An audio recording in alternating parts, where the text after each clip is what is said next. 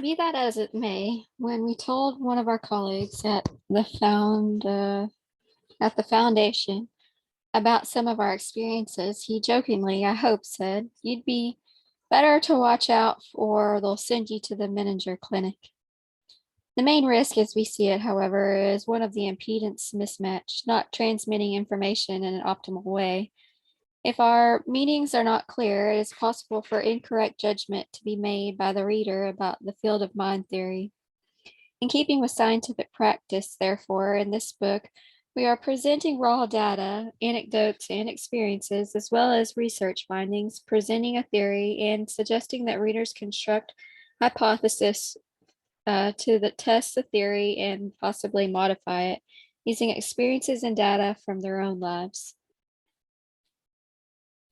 My beginnings were very different from Elmer's. My first 12 years were spent on a farm in the midst of the wide prairies and wheat fields of North Dakota.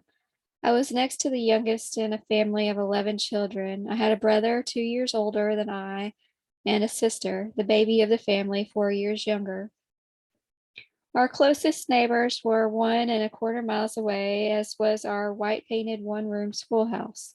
Children today, I suppose, might think of my childhood as lonely and boring. I don't remember it being either.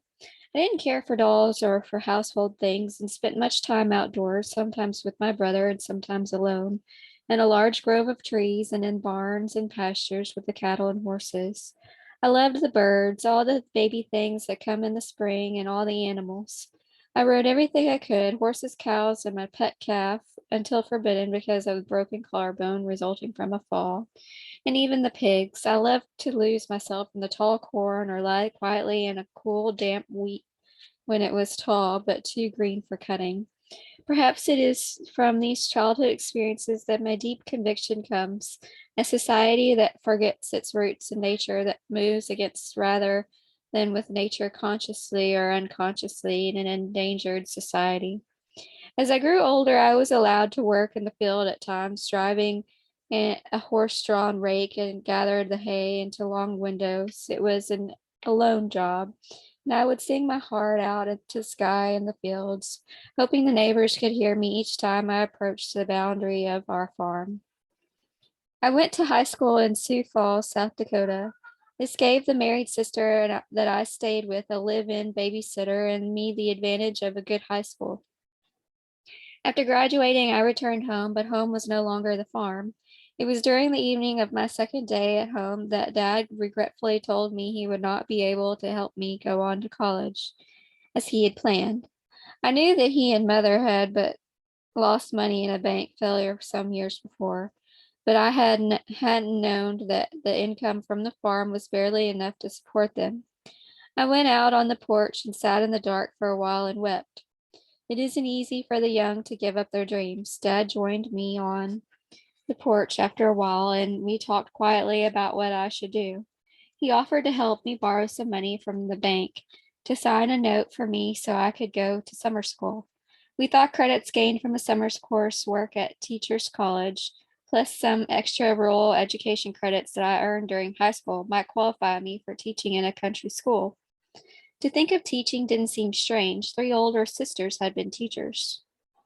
These plans worked out, and so it happened that in the fall, having just reached the required age of 18, I began teaching all 8 grades in a little country schoolhouse. What a challenge! Thinking of it now, I know it was impossible, but I did it.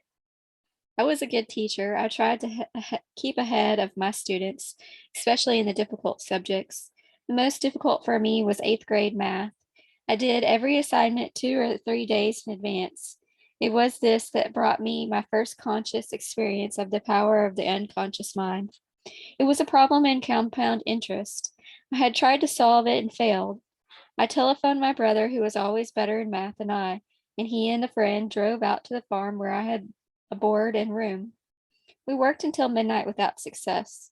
We finally decided I should tell my 8th grade class of one when the problem came up the following day that I believed the answer given in the book was wrong, and I would write to the publisher for clarification.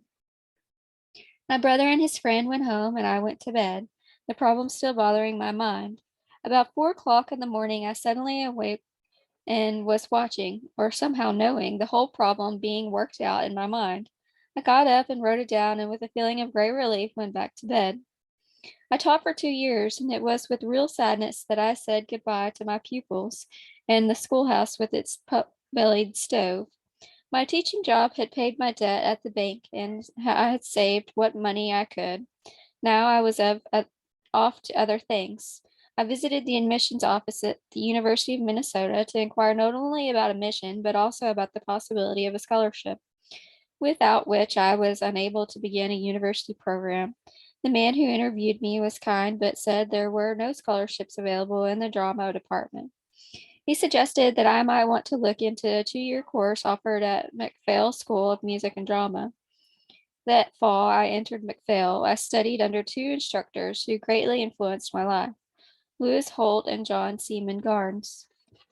Not only were they exceptional teachers of everything to do with speech and stage, but they were both deeply interested in spiritual things. My reading was broadened, from Ralph Waldo Emerson to Lao Tse's the Tao, and from Bhagavad Gita to William James. Under their separate inspirations, there began in me a hunger for and satisfaction in a search for the meaning of things, which has never left me. Before leaving McPhail, I entered tryouts for a company that was a remnant or outgrowth of the old traveling Chautauquas. I became a member of the playgroup doing one-night stands in tents and small theaters throughout the Midwest, across the Central States and down the East Coast from New York State through the Carolinas. One late summer afternoon, I walked down to the large tent where we were to give the evening's performance to arrange my wardrobe and lay out my makeup. It was cloudy and a bit muggy, and I felt tired. I stretched out on a cot in the dressing room to rest and fell sound asleep. The next thing I knew, I was leaning against the dressing table with a part of the tent draped over me. While struggling to free myself from the canvas, I realized that the heel of one shoe had been broken off. When I got myself free, I noticed the whole tent was down and the big center pole had crushed the cot where I had been sleeping. Later, I was told that a small tornado had dipped down, done some damage to two houses, ripped the tent apart, and gone back up into the sky. I'd been aware of nothing. I wondered how my unconscious knew and got me off that cot in time. The life of one night stands is strange, with both tribulations and joys. 2 years seemed enough. At the end of the second year, I didn't renew my contract. I went back to Minneapolis and soon married. But it turned out not to be a good marriage. As time went on, it became apparent that we did not value the same things, that we did not want the same things out of life. After the birth of our second child, I sought out Dr. Garnes. He had left McPhail to establish a center and school for the express purpose of building a bridge between psychology, religion, and science. It was good to see him again, to feel his compassion and his quiet wisdom. I was aware of a feeling of relief, a feeling of coming home. It was something of the same feeling I had long before when Miss Holt had first talked to me about reincarnation and the laws of karma. It began when something happened in one of her classes shortly after the beginning of my first term at McPhail. It was one of those strange deja vu events, but with a difference. As often happens in such experiences, I had that lonely feeling that I had been there before. What was different was the deep and sudden feeling of love I felt for Miss Holt. She must have sensed something because she turned and looked at me and said quietly, "We have met before," then went on with her teachings. After class, she asked me to come to her office, and she told me her ideas of reincarnation and karma in the simplest terms, how she believed people in groups that they came back to earth again and again, like going through various grades at school, and that although she didn't know where or when, she felt we had known each other before. We had talked for a long time and had a feeling of coming to my own, because what was said made sense of so many things.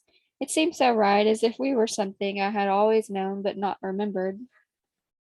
I told Dr. Garnes that my marriage was failing, and then listened in wonder as he described not only me, whom he had known at McPhail, but also my husband, whom he did not know, better than I could have described him, and our life better than I could have told it. His suggestion was to try once more, to try throughout the summer. It was a day in early fall when I knew the marriage was over. Suddenly it was finished. There was nothing left in me to try. I have often wondered if Dr. Garnes had foreseen that time when it would be finished without regret. I had become active in Dr. Garnes' center, taking classes, doing some teaching in speech and speech correction, conducting Sunday evening candlelight services, and attending Sunday morning lectures, while my children, Douglas 3, Patricia Ann 5, were in the center Sunday school. Dr. Garnes was an exciting speaker and teacher, one of the best I have ever heard. He was an omnivorous reader. His Sunday morning talks were always stimulating, as he shared with us not only his philosophy and spiritual concepts, but also the new ideas he was constantly gathering in his areas of special interest. He often read aloud from the latest books on science, psychology, and religion, stacked three deep on the table near his lectern. Other lecturers and teachers were brought to the center. I remember one especially well, Mazumdar, a man from India who had been one of the Dr. Garnes' teachers. He was in the early 90s, but you would have never known it from his black hair and alert eyes and the grace with which he danced that waltz with me at a center party. Like Dr. Garnes, Muzamdar had his own miracles of precognition and healing to tell, but the sharpest memory I have of him is when he told me to develop the will. I was going down the broad stairs at the center as he and Dr. Garnes were coming up, engaged in an animated conversation. As we were about to pass, he suddenly turned, looked at me with his piercing black eyes, and said, "The will. Develop the will." Then resumed his conversations and continued up the stairs. Dr. Garnes' center was among a number of such groups in New Thought movement flourishing at the time. Many of them are still active today, such as Unity and Religious Science. A part of their teaching and practice is healing through affirmation and prayer. Miss Hull believed in the power of humans to heal by thought. I didn't take the classes in healing at the center or belonging to a healing group, but I did devise my own way of working for the healing of my children when they were hurt or ill. I would sing to them, sing my visualizations of light and energy, correcting the difficulty or healing the body. Often it seemed to work by bringing relief from pain, release into healing sleep, sometimes the sudden lowering of a high temperature or quick recovery from a childhood disease. Two of the more dramatic healings involved Douglas. The first was when he was about 2.5 years old. I returned from shopping one day to learn that he had fallen from the back of the Davenport and hurt himself. My mother, who was visiting at the time, had put him to bed and was sitting beside him to keep him quiet. She thought he had hurt his shoulder. I sat down on the edge of the bed and sang him for a while, but when I tried to pick him up, he cried, worried that he might have broken bone. I called our pediatrician.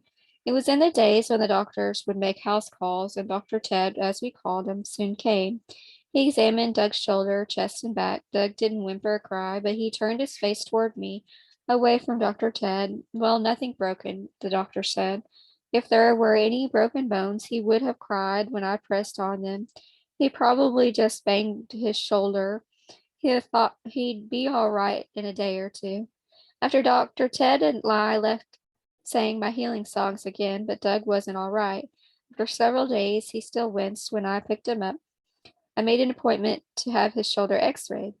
Dr. Ted was still sure there could be no broken bones, but even got a green stick fracture. After the x-ray, we waited in his office until he came in. He looked surprised. X-ray showed that the collarbone had been broken.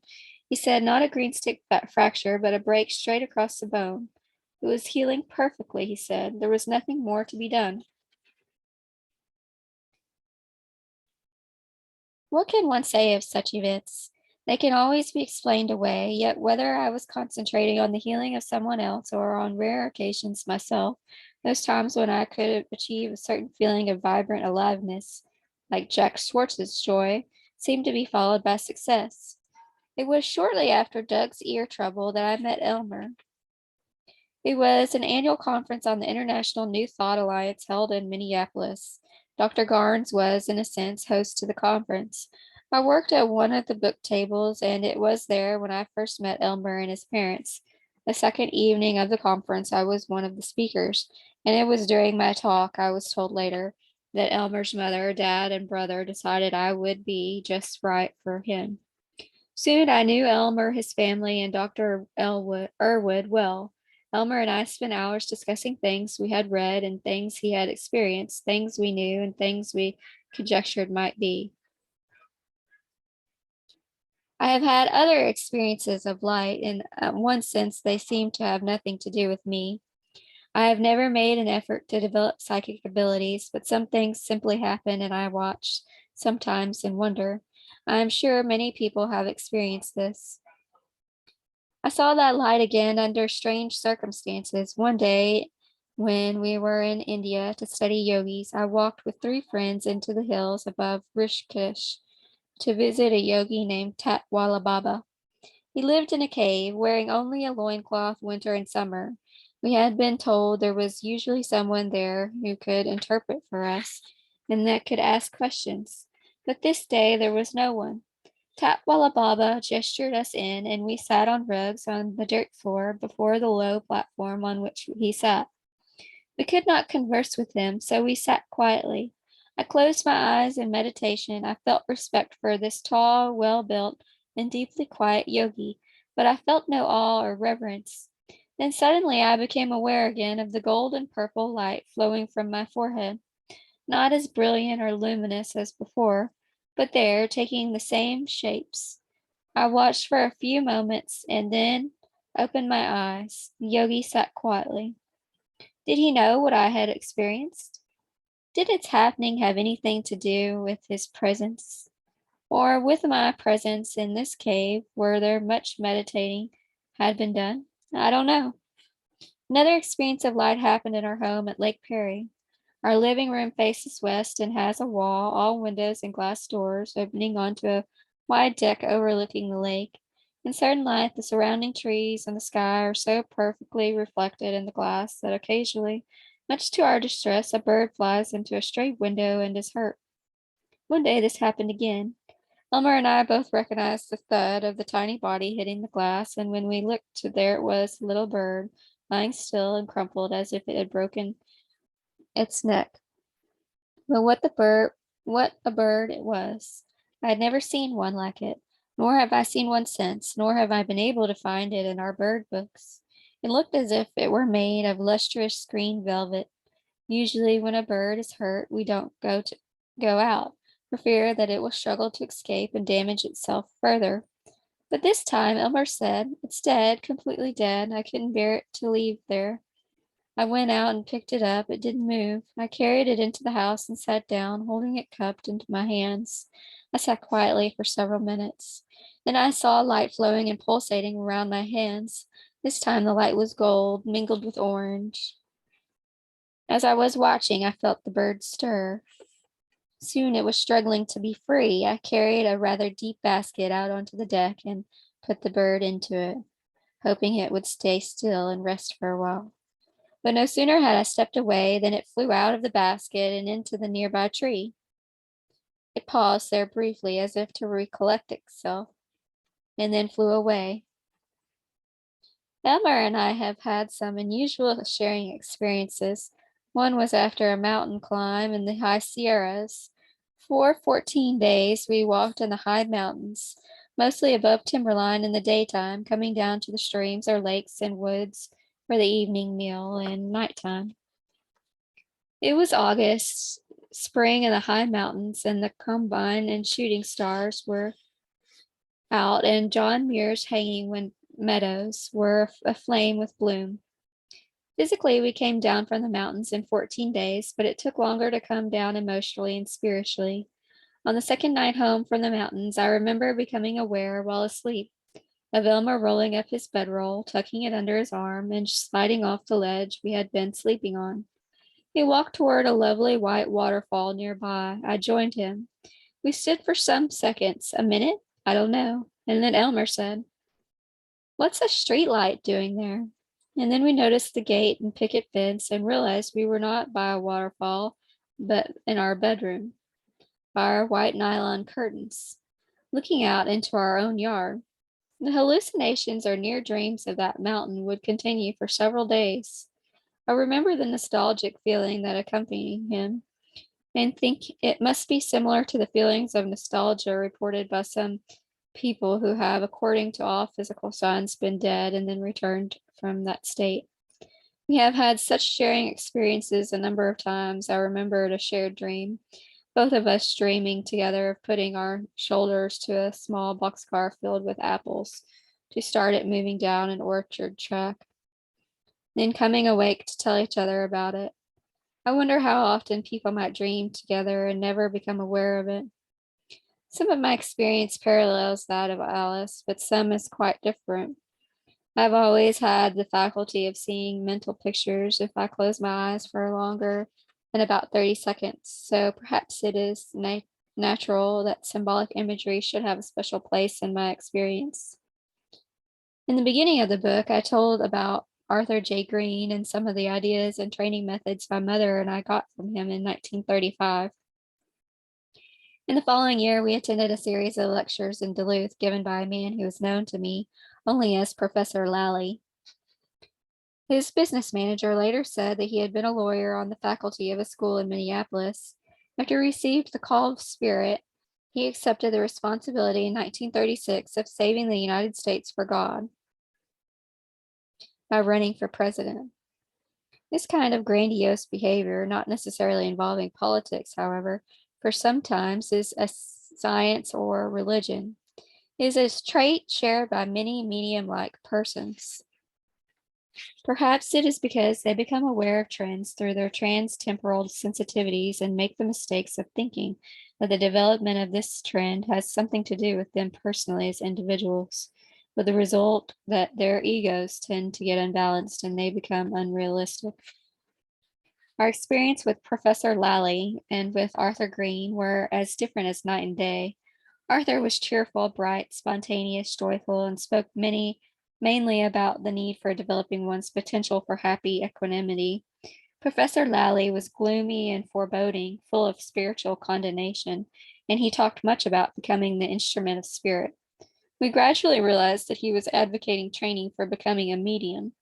That is why I wish to include here some of what we learned.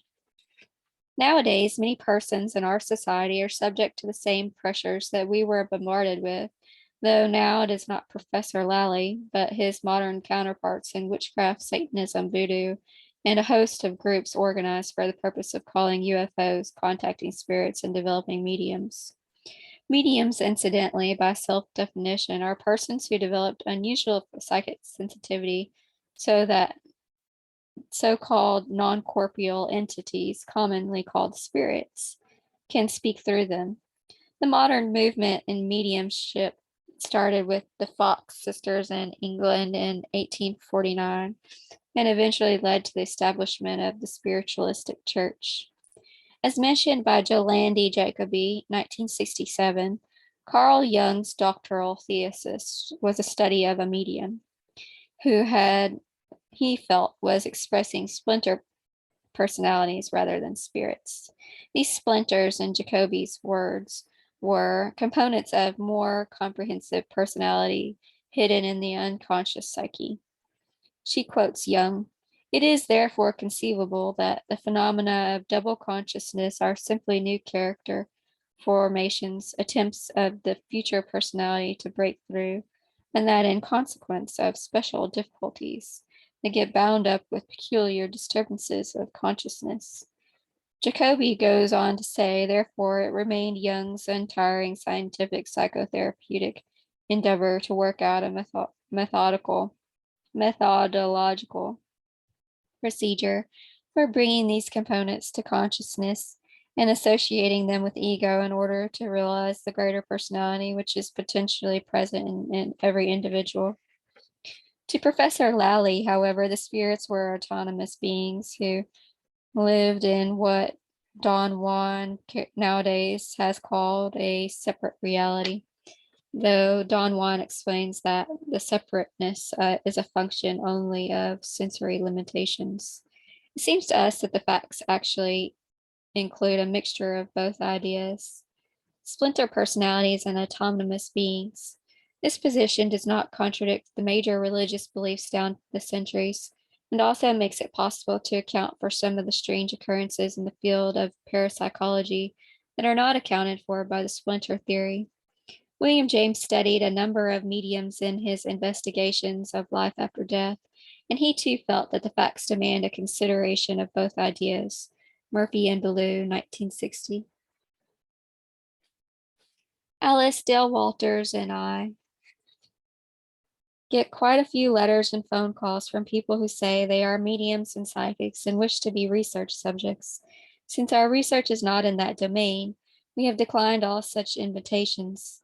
Interestingly enough, the phenomenon of mediumship seems to be on the increase, especially since the advent of public hypnotic programming of mind training courses for development of psychic powers. Professor Lally's method for developing psychic sensitivity combined two normally powerful techniques, both of which failed with my mother and me, so far as we could determine. The first was to sit with closed eyes while he delivered a long, repetitive hypnotic incantation and supplication for becoming aware. The second, which took place at home in private, was the practice of automatic writing, one's hand not under voluntary control, is supposed to be able to write messages from the unconscious. The importance of automatic writing in Professor Lally's estimation was that it was training and allowing spirit to take control.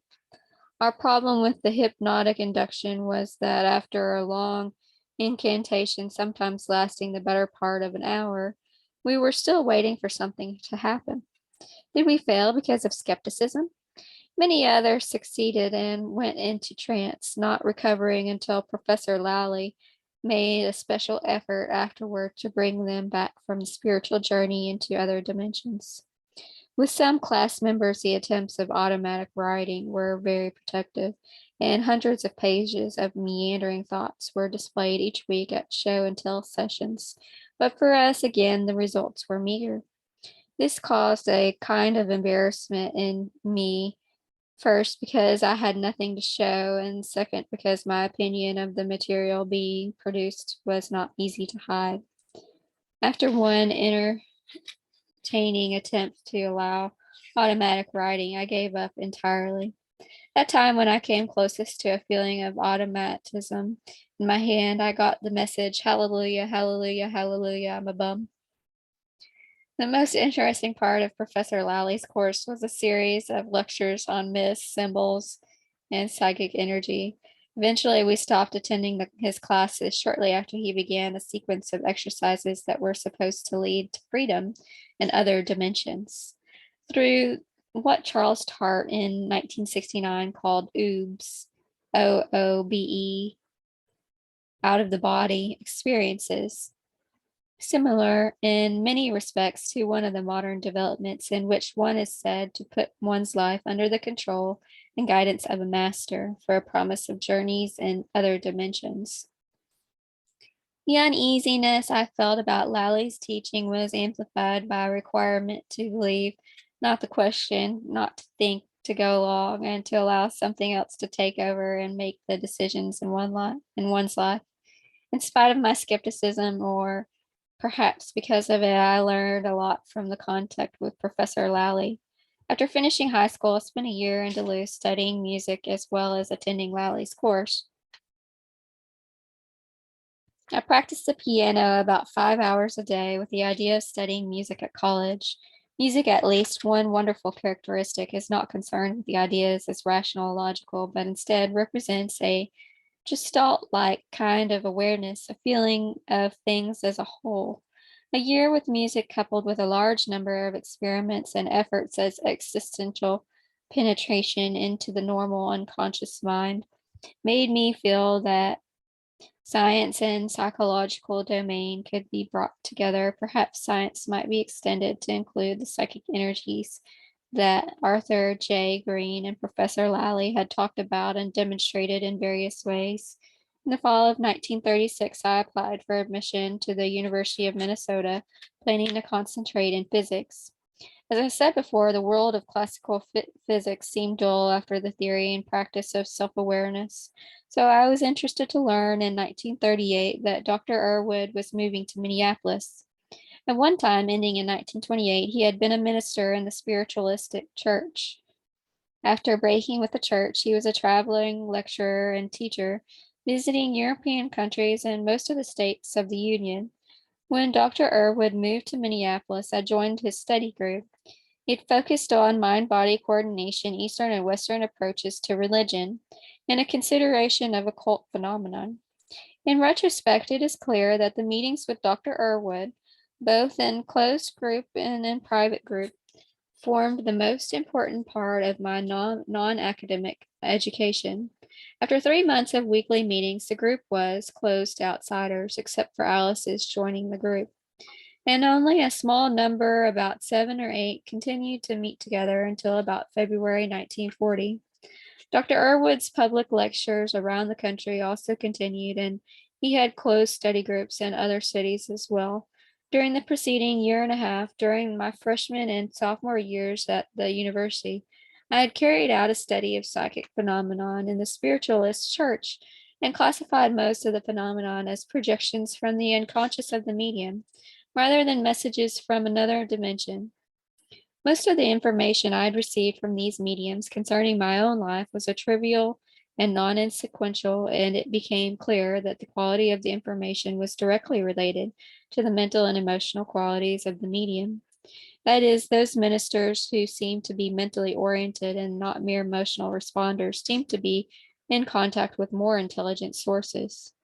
But none of their guides knew as much as I did, in my estimation, even though they were, according to their mediumistic channels, coming directly from the spirit kingdom. Notwithstanding, there was no doubt in my mind that in most cases a measure of parapsychological awareness was involved. I would walk in off the street without preliminary contact and ask to talk to the pastor of the church, satisfied that no overt knowledge of my intentions had preceded my visit. Almost always the pastors could give me details about family members and situations. For example, I had one brother, my father managed a department store, my mother was interested in the spirit world. My mother had 2 brothers and 1 sister. I was a musician and was studying science. In one case, I got an accurate description of a girl I had dated a few times, including a description of her genetic background, and was advised to marry her. The description was accurate, but the advice was foolish. I noticed that the spirits were not accomplishing much with their advice to the churchgoers, and that for all the cosmic consciousness of their guides, the affairs of their pastors and mediums themselves were not in such good order. The overall impression was one of failure of the church. Perhaps it changed now, but that's the way it was in the 1930s.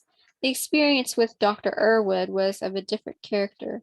First time I visited him in his room at the Curtis Hotel in Minneapolis, I was impressed by his careful, low-key mention of things in my college life and private affairs that I had not shared with my family.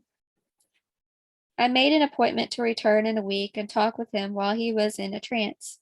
My mother had said that if Dr. Erwood was willing to go into trance, I could speak with his teacher. That experience and the sequence of such experiences in the next few years of both private and group sessions amazed me. Dr. Erwood would close his eyes and become quiet.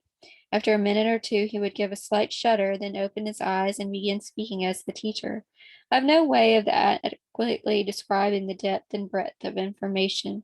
The teacher declined to identify himself, saying that all information had been evaluated in one's life without recourse to authority. But it was clear, even in the first session, that among other things, he knew more about me than I knew myself. Not only did he seem to know everything I knew about myself, my family, and my friends, he was also aware of my dreams, and on occasion would remind me of half remembered or forgotten images, bringing them back to my awareness.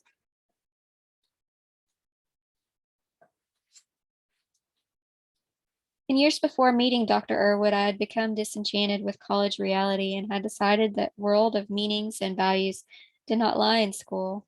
I began cutting classes, not studying, and my grades had slipped from A's to B's to C's, and I finally got an F. At about the time I met Dr. Erwood, I was put on probation. I was on the swimming team, and my coach, Niels Thorpe, tried to get me to pay attention to college business, sleep regularly, and forget all that other nonsense. I was beset by a variety of emotional states, including guilt, anger, frustration, that last caused mainly by having to study to learn calculus. I had tried to escape from these pressures partly by living it up by fraternity brothers on weekly, sometimes more frequently, beer bursts. What agony! My ability to keep life together was disintegrating, and the thought of finishing school and finishing a job and finding a job as part of our society repelled me. I decided in the spring of 1938, along with one of my friends, Ronald Hull, to apply for naval air training. I did not inform my family. Ron had essentially finished college and was accepted, but I was rejected because I was 3 credits short of having completed 2 years at the university. So, with many difficulties and thwarted in my major attempt to escape, I asked the teacher's advice. Oddly, he would not discuss my shortcomings or deficiencies, but instead focused on the usefulness of both intellectual knowledge and meditation for obtaining self guidance and self regulation. When I asked directly for him to discuss with me my greatest defects, that I might have focused on them better and somehow get my life under control, after silence, he said, "We have noticed that you do not arise in the morning and with the greatest of al- alacrity. According to Webster's, alacrity means cheerful promptness or readiness." What a joke! This was a most humorous answer, it seemed to me, because that seemed the least of my problems, an effect rather than a cause. It was true that instead of going to school, I was sleeping until 10 or 11 o'clock, or noon or 1 o'clock on occasion. I was tired from reading all night, not physical chemistry, but books from the Minneapolis Public Library on spiritualism, mediumship, and psychic phenomena. I considered his comment to be of little value. Many years passed before I came to realize the powerful effect in one's life of the exercise of will in some relatively trivial matter. If I had forced myself, no matter how tired, to get up every morning and go to school, making that the first item of business rather than the last, most of my troubles would have been forced into proper proportion. The profound effects of the exercise of volition have been recently emphasized by Roberto Assagioli, the creator of psychosynthesis. Even making oneself stand on a chair for 10 minutes, as simple as exercise, can have far reaching consequences. But at the time, the teacher's suggestion for comment seemed too simple, and I disregarded it. Ram Dass, a former Richard Alpert who experimented at Harvard in the early 1960s with LSD, had a similar experience with a teacher in India. As Ram Dass tells it, 1969, 1971, when he realized the guru knew everything he was thinking day and night, he began to wonder why his defects were never discussed. Ram Dass asked Saharidas Baba, another of the guru disciples and Ram's personal instructor, for an explanation. Haridas merely commented that would not help your sadhana or spiritual development. The message is you already know what is wrong. The task is to plant in mind the constructive ideas, the visualizations which you want to realize. Eliminate defects by focusing on better procedures. No programming, no hypnosis, no argument or discussion of errors is as useful as the discussion of principles. That is only a general rule, however, because teachers sometimes deviate from that procedure and intervene directly in the lives of students, and happened in Castaneda's experience with Don Juan. But even there, Don Juan said that beyond a certain point, only Carlos could make decisions. I experienced one intervention that was unexpected and inexplicable. In the spring of 1939, I had redesigned from my fraternity after much debate with fraternity brothers and alumni. I was the only member who was on the athletic team and had been picked, they said, for fraternity president in 1940. If I left the fraternity, I would be a deserter. I finally convinced them that it was essential for me to live alone and to try to pull my life together. But as soon as I was alone, I redoubled my reading and made one slight improvement at my school. At some level, I had become recalcitrant and was determined to escape at whatever cost from college. Then one day the teacher said that it had been decided to help me in school because I was a danger of failure. That was a mild summary of the situation, though I had succeeded in getting off probation.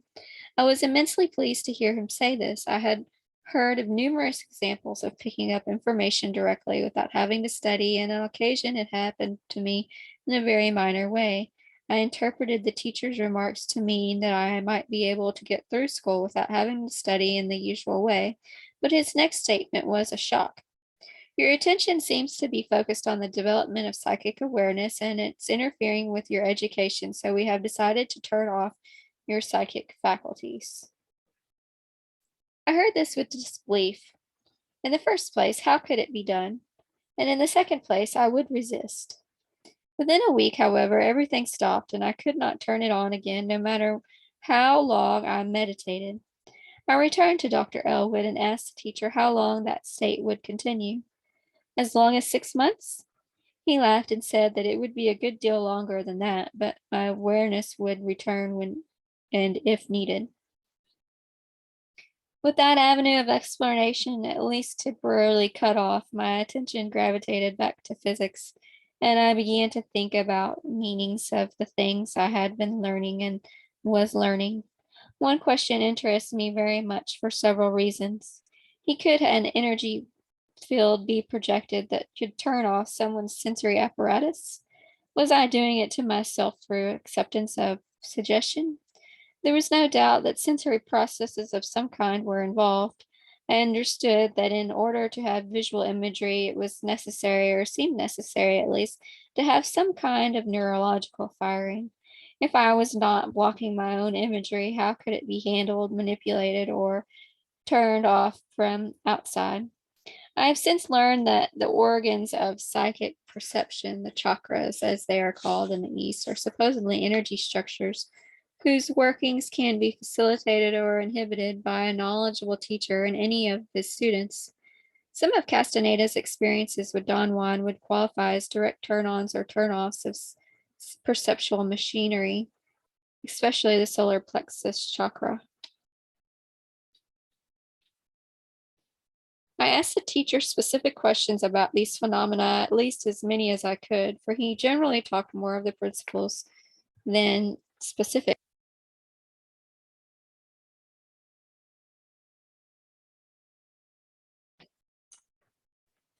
He made the following points. Scientists were using the meetings with Dr. Elwood, during which there was a large accumulations of energy for experimenting with a communications link. The phenomenon were useful because they suggested the idea of direct communications, and eventually scientists on different levels would come in contact with each other through instruments, and humans everywhere would have a chance to investigate for themselves. 3. The meetings were necessarily closed so that conflicts between energy bodies of the group members could be eliminated over a period of time and the group made harmonious. 4. Power depended on harmonious vibration. 5. Except for Dr. Erwood, none of us was generating an excess of energy. 6. We were charged with certain kind of energy each week during the group meetings. 7. If we lived in certain ways, similar to Don Juan's concept of the impeccable warrior, we would begin to accumulate energy, mainly by not dissipating it in an unessential mental, emotional, and physical behavior called indulgences by Don Juan. 8. Two good habits were A. No waste time. B. No waste energy. 9. Each person would have to be his or her own guru. Find the center of his or her own being. Because the close relationship that existed in the past between students and teachers would not be possible for the large numbers of individuals who would, in the next 50 years, wish to obtain information. In other words, each person would have to assume self responsibility. I asked the teacher where the scientists we spoke of were located. Were they in another dimension? And what part of the electromagnetic spectrum could they be detected? He did not give a definite answer. Instead, he said in reply to my question about another dimension, "You could say that." From various other things that he said, however, I became aware of the fact that our perceptual systems were involved and that the energies detected in the psychological levels of substance, he said, were projected into understandable forms by our minds. The implication was that images usually seen familiar in shape, emotional tone, and thought because our perceptual systems, which have been constructed and programmed from the time we were conceived, force them to appear that way. In other words, the energy that triggers our sensations is perceived or interpreted according to nature or structure of our perceiving apparatus. What we see and hear or detect in any way resemble projections whose apparent character, nature, or identifying features are shaped according to rules laid down in our mind body structure.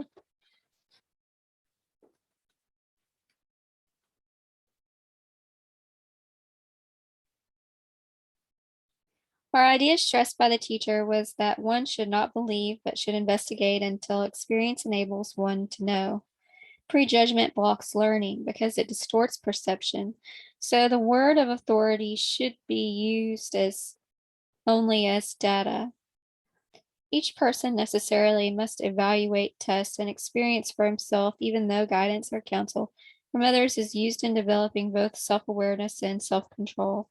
It was advised to accept no teaching in which it was demanded, requested, or even suggested that compliance or obedience to another was necessary before one would be allowed an experience of one kind or another. Such compliance led ultimately to surrender of volition and self awareness, and our goal was the opposite, to increase both. That did not mean that we did not have to comply with nature in order to gain understanding. On the contrary, many years later, I came across a similar idea from Milarepa, the great Tibetan yogi. Combine in a single whole the goal of aspiration, the meditation, and the practice, so we attain understanding by experimentation. Evans, Wentz, 1957, emphasis added. The first time I talked to the teacher alone was just before I joined Dr. Erwood's group. He talked to me about my life, my children, about Elmer. I can't remember how it was done. It wasn't said in so many words, but when our talk was finished, I was aware that his thoughts, Elmer and I, would spend our lives together. That this last was a difficult problem for me. Elmer had said from the beginning that he was going to marry me, but he was younger than I. He had not yet graduated from the university, and I had two children. It seemed to me that it would be an unfair burden. When Elmer and I talked to the teacher after we were married, after we did join forces under one roof, as he had recommended, he talked to us about children, and they came to be mine, not by chance, and now they were Elmer's, not by chance, that they were not strangers to him. The idea of our family became, our family of six became a close family. The idea of stepsister, stepbrother, stepchild, stepfather never occurred to us. As mentioned previously, my attention on studies improved after my attempts to explore the field of psychic phenomena. After the teacher's intervention yielded nothing.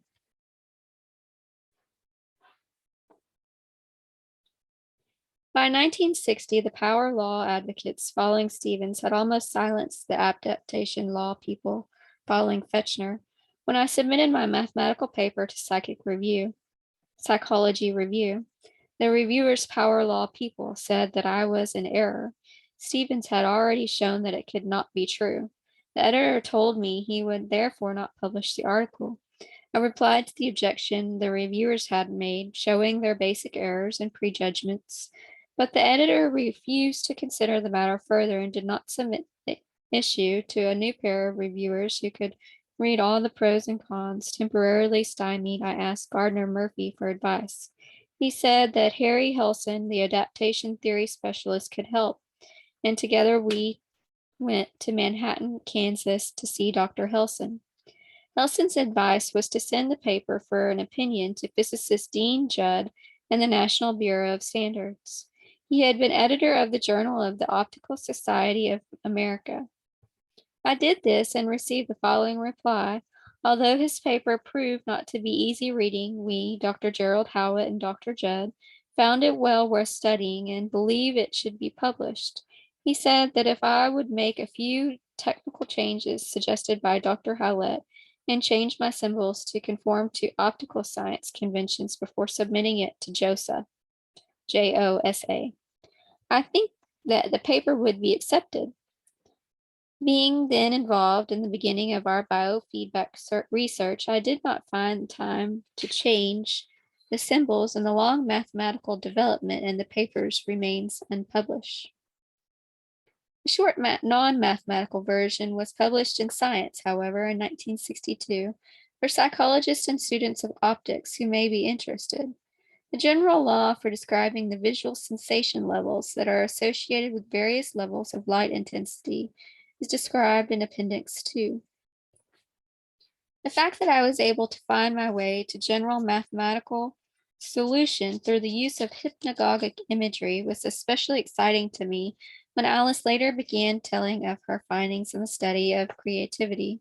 What I had done intentionally with the imagery was similar to the reports of spontaneous imagery in the creativity literature, but so far as I knew, no simple system had been developed for teaching people how to turn on his creative technique.